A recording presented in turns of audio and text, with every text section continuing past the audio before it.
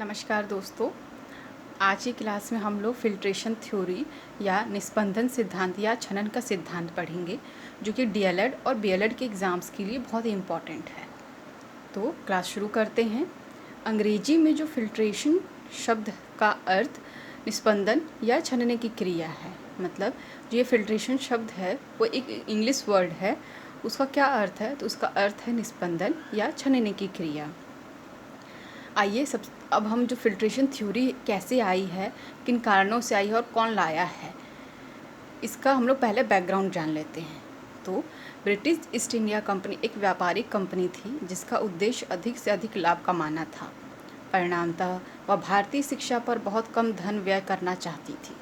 इसीलिए अपने लाभ के लिए इस सिद्धांत का प्रतिपादन लॉर्ड मैकाले के नेतृत्व में 1835 में किया गया। इसमें ये बताया है कि स्टार्टिंग में जब ब्रिटिश ईस्ट इंडिया कंपनी का भारत में आगमन होता है तो उसका मेन मोटिव क्या होता है? मेन मोटिव था कि भारत से अधिक लाभ कमाना है।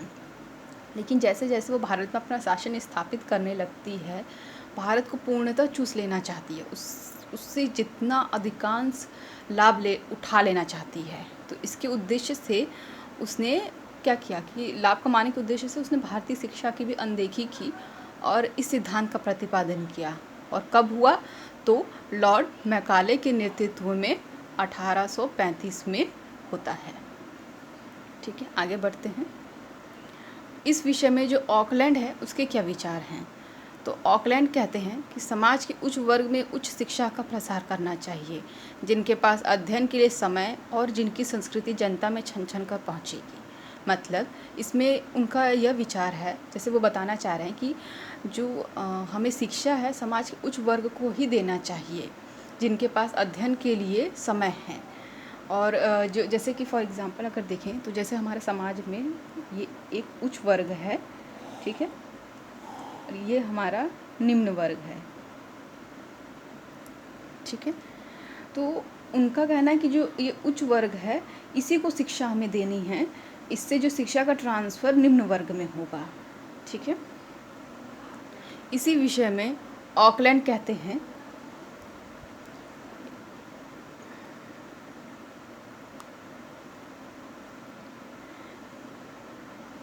कि 1830 में कंपनी के संचालकों ने मद्रास के गवर्नर को निर्देश दिया कि शिक्षा की प्रगति तभी संभव है जब उच्च वर्गों के लोगों को ही दी जाए।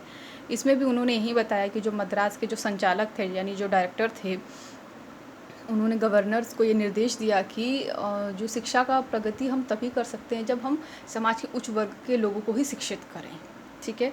1835 में लॉर्ड मैकाले, उनके क्या विचार हैं इस फिल्ट्रेशन थ्योरी से रिलेटेड?